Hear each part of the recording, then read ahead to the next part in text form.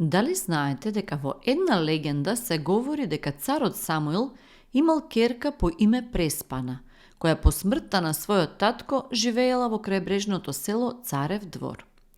Незината убавина, мудрост и храброст биле надалеку познати и за неа слушнал еден византиски дворјанин, а според некои кажувања тоа бил самиот цар Василие. Тој решил да ја побара раката на Преспана, па со цела свита дошол кај неа. Не сакајќи да му стане сопруга на противникот на незиниот покоен татко, таа се фрлила во езерото кое го добило незиното име. Дали знаете дека на 28 јули 1978 година за прв пат е организиран Илинденски конјички марш од Горно Лисиче до Крушево? По полагањето цвеќе и изразената почит на илинденците, коњаниците заминале во близина на Крушевското езеро со цел таму да се задржат извесно време.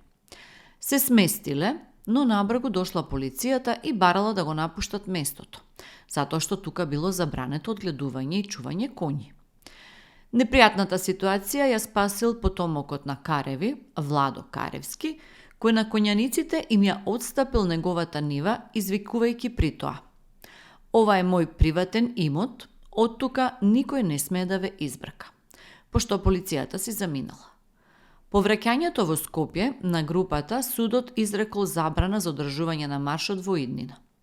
Во 1998 година, по иницијатива на група граѓани од Горно Лисиче, маршот е обновен со тоа што согласно новите законски прописи маршот е регистриран како здружение на граѓани и од тогаш се одржува традиционално секоја година.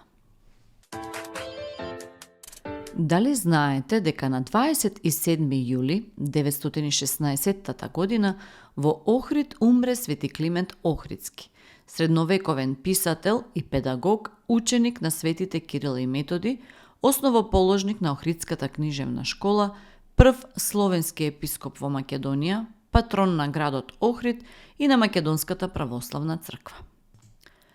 На литиската икона на Свети Климент од 14 и 15 век од црквата Богородица Перивлептост, Свети Климент Охрид, денес во галеријата на икони Охрид, Свети Климент е представен во половина раст.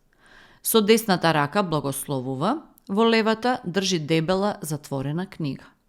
Облечен е во темно црвен фелон и бел омофор, украсен со големи црни крстови со златни ленти. Фонот и рамките златни.